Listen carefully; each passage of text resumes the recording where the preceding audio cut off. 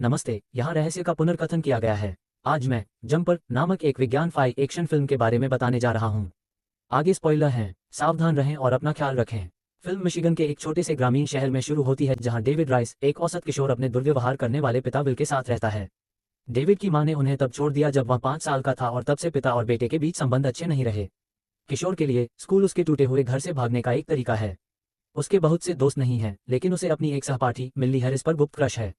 एक दिन स्कूल के बाद वह उसे एक स्नो ग्लोब उपहार में देता है, जिसमें एक छोटा एफिल टॉवर प्रतिकृति है।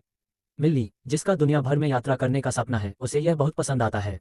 लेकिन उनके कोमल पलों में स्कूल के बदमाश मार्क द्वारा बाधा डाली जाती है। वह डेविड को बेवकूफ कहकर चिढ़ाता है और बर्फ की गेंद को जमी हुई हुरोन नदी के बीच में फेंक देता है।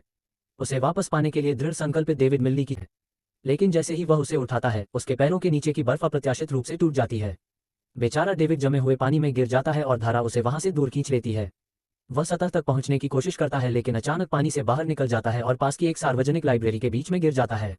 उलझन में और कांपते हुए डेविड ने जो कुछ हुआ उसे अनदेखा करने और घर जाने का फैसला किया। वहां उसके पिता तुरंत स्कूल से देर से आने के लिए उस पर चिल्लाना शुरू कर देते हैं। लेकिन किशोर बहस करने के मूड में नहीं है, इसलिए वह अपने पिता से बात किए बिना अपने कमरे में भाग जाता है। फिर वह कमरे को बंद कर देता है और एक कोने में दुबक जाता है। जल्द ही एक उग्र विल दरवाजा धक्का देना शुरू कर देता है। जब वह अंदर घुसने ही वाला होता है, डेविड एक बार फिर गायब हो जाता है और फिर से लाइब्रेरी में दिखाई देता है। इस समय उसे आखिरकार एहसास होने लगता है कि उसके पास टेलीपोर्टेशन की असामान्य क्षमता हो सकती है। वह वास्तव में कड़ी मेहनत करके अपने सिद्धांत का परीक्षण करने का फैसला करता है। अपने आश्चर्य के लिए वह अपने कमरे के अंदर जाता है। कुछ ही मिनटों के बाद वह गायब हो गया था। यह महसूस करते हुए कि यह उसके अपमानजनक पिता से बचने का सबसे अच्छा मौका है, डेविड अपनी बचत लेता है और एक नया जीवन शुरू करने के लिए भाग जाता है। सबसे पहले वह मिल्ली के घर पर बर्फ की गेंद छोड़ने के लिए रुकता है, ताकि उसे पता चले कि वह जीवित है और ठीक है। इसके बाद डेविड शहर चला जाता है, एक मोटल में एक गंदा कमरा किराए पर लेता है और अपनी शक्तियों का परीक्षण करना शुरू कर देता है। पहले कुछ बार वह एक स्थानीय पार्क में एक पेड़ से टकरा जाता है, लेकिन अंततः वह उन स्थानों की तस्वीरों पर ध्यान केंद्रित करके इसे समझ जाता है जहां वह जाना चाहता है। उसकी पहली यात्रा एम्पायर स्टेट बिल्डिंग में होती है, जहां डेविड को अपनी मां मैरी की यादें हैं। सप्ताह बीत जाते हैं और किशोर अपनी शक्तियों का पूरा लाभ उठाने के लिए तैयार महसूस करता है। इस समय तक डेविड जानता है कि वह केवल उन स्थानों पर ही टेलीपोर्ट कर सकता है जिन्हें वह कल्पना कर सकता है। इसलिए वह एक बैंक जाता है और बाथरूम जाने का नाटक करते हुए तिजोरी की एक झलक देखता है। फिर वह रात में तिजोरी के अंदर टेलीपोर्ट करता है और पैसों से भरे बैग चुरा लेता है। अगली सुबह बैंक को डकैती का पता चलता है और पुलिस मामले में शामिल हो जाती है। बाद में रोलैंड नाम का एक रहस्यमय व्यक्ति प्रतिष्ठान में आता है और कहता है कि वह राष्ट्रीय सुरक्षा एजेंसी के लिए मामले की जांच करेगा। उसे इस तरह के मामलों का अनुभव है और वह जंपर्स के अस्तित्व के बारे में जानता है, जो ऐसे लोग हैं जो एक स्थान से दूसरे स्थान पर टेलीपोर्ट कर सकते हैं। वास्तव में उसे यकीन है कि उनमें से किसी ने ऐसा किया है।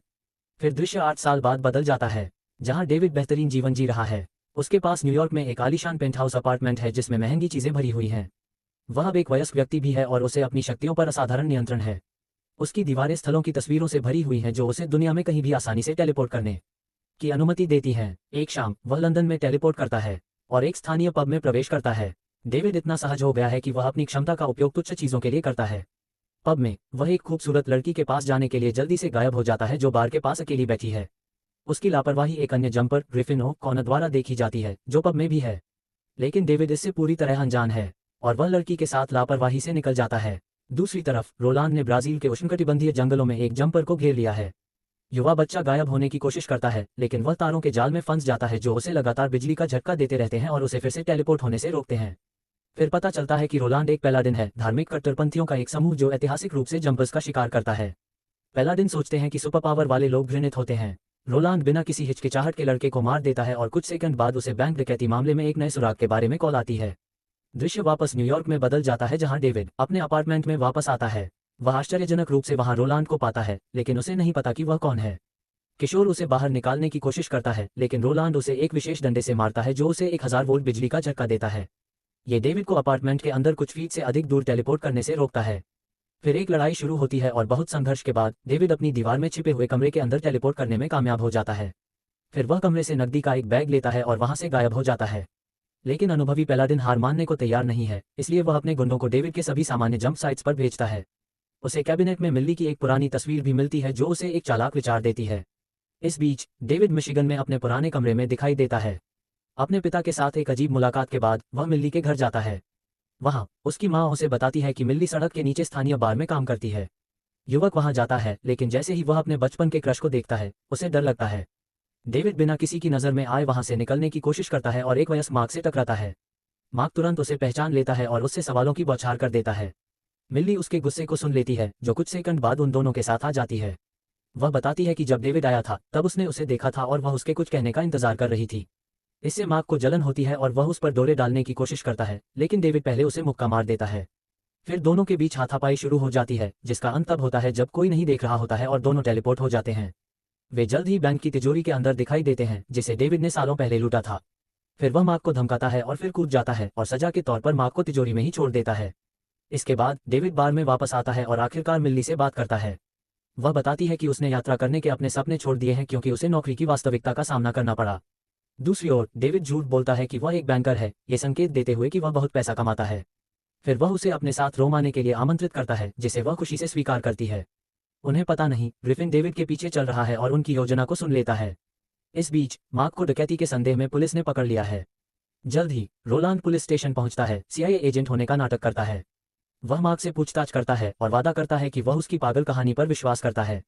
फिर बाद में डेविड और उस लड़की के बारे में सब कुछ बताता है जिस पर उसे क्रश है, मिल्ली। ये सुनकर रोलांड को पता चलता है कि वह वही लड़की है जिसकी तस्वीर उसे डेविड की कैबिनेट में मिली थी। इसलिए वह अपने आदमियों से उसके ठिकाने की जांच करने के लिए कहता है। उसे जल्द ही पता चल जाता है कि वह हाल ही में रोम के लिए रवाना हुई है और इस तरह वह अपने आदमियों को उसके पीछे भेजता है। 10 घंटे बाद डेविड और मिल्ली रोम पहुंचते हैं और एक बहुत ही शानदार होटल में चेक इन करते हैं। बाद में वे बाहर निकलते हैं और शहर की खूबसूरती का आनंद लेते हैं। अगले दृश्य में दोनों कोलोसियम में घूमते हैं और डेविड निचले स्तर तक पहुंचने की कोशिश करता है। ये तब होता है जब वह अप्रत्याशित रूप से ग्रिफिन से टकराता है। हैरान डेविड जाने की कोशिश करता है, लेकिन वह अचानक उसके सामने टेलीपोर्ट हो जाता है। फिर वह बताता है कि दुनिया भर में उनके जैसे जंपर्स हैं। इसके बाद ग्रिफिन डेविड को लापरवाही से कूदने के लिए डांटता है। वह कहता है कि नौसिखिए ने गलत लोगों का ध्यान आकर्षित किया है। इस बीच पलाडिन का एक समूह कोलोसियम में प्रवेश करता है और लड़कों का पीछा करना शुरू कर देता है। डेविड को तुरंत एक डंडे से झटका दिया जाता है और वह गतिहीन हो जाता है। लेकिन ग्रिफिन को दुश्मन की चालों का अधिक अनुभव है। वह कुछ सेकंड में टेलीपोर्ट हो जाता है और जल्दी से उन्हें एक एक करके मार गिराता है। जब खतरा कुछ समय के लिए कम हो जाता है तो वह डेविड को होश में लाने में मदद करता है। ग्रिफिन फिर पैलाडिन संगठन के बारे में बताता है, जो फिर से गायब होने से पहले उनके जैसे जंपर्स का शिकार करता है। अचानक कोलोसियम से एक कर्मचारी दिखाई देता है और कई बेहोश शवों को देखता है। वह मदद के लिए चिल्लाती है, जिससे डेविड ग्रिफिन के टेलीपोर्टेशन द्वारा छोड़े गए जंप्स कार में जल्दी से गोता लगाने के लिए प्रेरित होता है। वह जल्द ही मिस्र के रेगिस्तान में एक गुप्त ठिकाने पर पहुंच जाता है। उसे देखकर ग्रिफिन क्रोधित हो जाता है और उसे याद दिलाता है कि उसने मिल्ली को अकेला छोड़ दिया था। डेविड अपनी गलती स्वीकार करता है और वापस कोलोसियम की ओर भागता है। लेकिन दुर्भाग्य से पुलिस पहले से ही बाहर इंतजार कर रही है और उन दोनों को गिरफ्तार कर लेती है। 8 घंटे बाद इतालवी अधिकारी अभी भी डेविड से पूछताछ करने की कोशिश कर रहे हैं। वे औपचारिक गिरफ्तारी तब तक नहीं कर सकते जब तक कि अमेरिकी दूतावास से मजिस्ट्रेट नहीं आ जाता। डेविड को आश्चर्य होता है कि जब यह मजिस्ट्रेट आखिरकार आता है तो वह उसकी मां मैरी निकलती है। इससे पहले कि वह कुछ समझ पाता कि क्या हो रहा है, वह उसे हथकड़ी से मुक्त कर देती है और उसे भागने के लिए कहती है। वह उसे चेतावनी देती है कि और भी पैलाडिन आने वाले हैं। भ्रमित डेविड उसके पीछे जाने की कोशिश करता है, लेकिन एक पुलिस वाला उसके रास्ते में आ जाता है। इसलिए वह प्रतीक्षा कक्ष में टेलीपोर्ट हो जाता है और मिल्ली को बताता है कि उसे पूरी जांच के बाद ही जाने दिया गया था। उसे विश्वास नहीं होता कि यह इतना आसान हो सकता है, लेकिन डेविड उसे उस पर भरोसा करने के लिए कहता है और उसे हवाई अड्डे पर ले जाता है।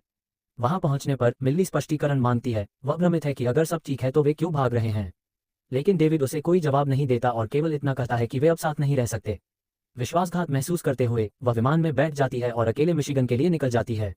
कुछ क्षण बाद डेविड ग्रिफिन के ठिकाने पर आता है और उसे पता चलता है कि वह पैलाडिन को मारने के लिए उनका शिकार करता है। ग्रिफिन ने खुलासा किया कि वह ऐसा इसलिए कर रहा है क्योंकि ये दुष्ट लोग अपने जैसे लोगों के पीछे पड़े हैं। वे इतने दुष्ट हैं कि अगर उन्हें जंपर नहीं मिला तो वे अपने प्रियजनों पर हमला कर देंगे। ये सुनकर डेविड अपने बेवकूफ पिता के बारे में चिंतित हो जाता है, जो घर पर अकेले हैं। लेकिन वह जानता है कि मिल्ली अभी सुरक्षित है क्योंकि वह लंबी उड़ान पर है। अगले दृश्य में डेविड अपने पुराने घर में टेलीपोर्ट करता है, लेकिन अपने पिता को फर्श पर मृत पाता है। पता चलता है कि रोलांड पहले ही उससे मिलने आ चुका था। ये डेविड को तबाह कर देता है और उसे आखिरकार एहसास होता है कि उसकी लापरवाह हरकतों की उसे बहुत बड़ी कीमत चुकानी पड़ी है। लेकिन उसके पास शोक मनाने का समय नहीं है क्योंकि उसे मिल्ली के अमेरिका पहुंचने से पहले रोलांड को पकड़ना होगा।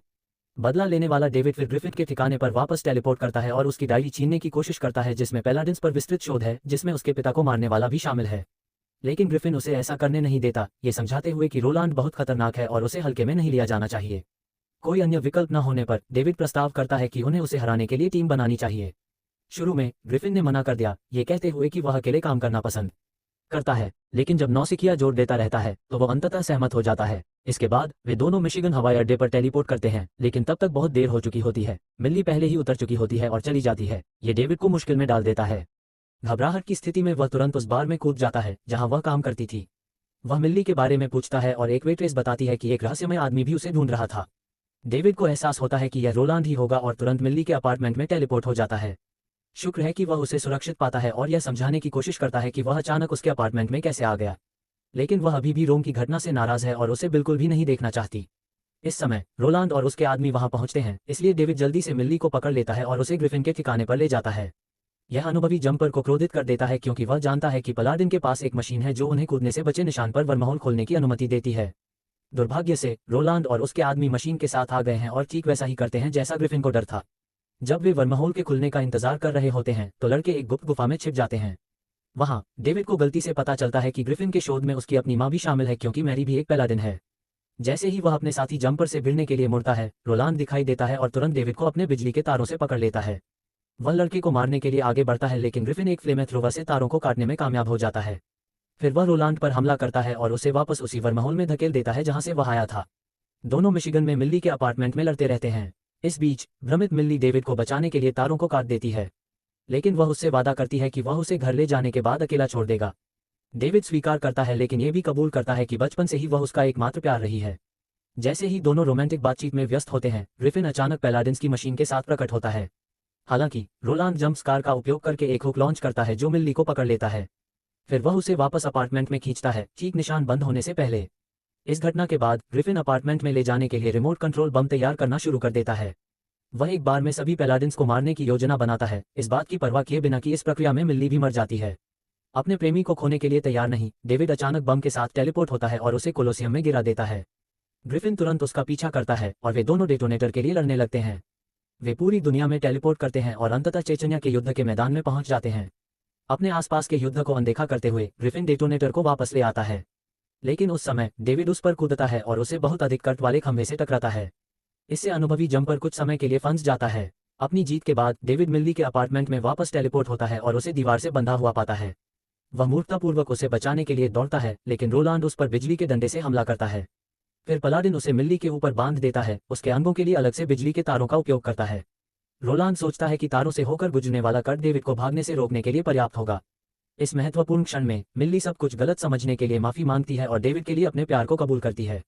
इससे उसे अपनी शक्तियों को अगले स्तर तक ले जाने के लिए आवश्यक समर्थन मिलता है। अचानक पूरा कमरा इमारत से गायब हो जाता है और हुरोन नदी के बीच में टेलीपोर्ट हो जाता है। डेविड को पानी के नीचे चक्कर आता है, इसलिए मिल्ली उसे बचाने के लिए तैरती है। वह उसे जोश से चूमती है, जो डेविड के लिए उन्हें पुरानी लाइब्रेरी में टेलीपोर्ट करने के लिए काफी है। रोलांड जंप स्कार में तैरने में कामयाब हो जाता है और लाइब्रेरी में भी आ जाता है, लेकिन कुछ सेकंड बाद डेविड उस पर झपटता है और दोनों मौके से गायब हो जाते हैं। जब दृश्य बदलता है तो दोनों दुश्मन ग्रैंड कैन्यन के ठीक बीच में एक गुफा में होते हैं। डेविड बताता है कि वह एक अच्छा इंसान है क्योंकि वह रोलांड को किसी समुद्र में शार्क के साथ छोड़ सकता था। फिर वह गायब हो जाता है और पलाडिन को दूर की गुफा में छोड़ देता है। कई दिनों बाद डेविड अपनी मां के बारे में कुछ सुरागों का अनुसरण करता है और आखिरकार बर्फीले इलाके में उससे फिर से मिलता है। वह क्या हो रहा है इसके बारे में जवाब मांगता है, जिस पर मैरी स्वीकार करती है कि उसने उसे इसलिए छोड़ दिया क्योंकि वह उसकी शक्तियों के बारे में जानती थी। वह ये भी बताती है कि वह डेविड से प्यार करती है, लेकिन वह उसे सिर्फ एक ही चीज दे सकती है, वह है एक शुरुआत।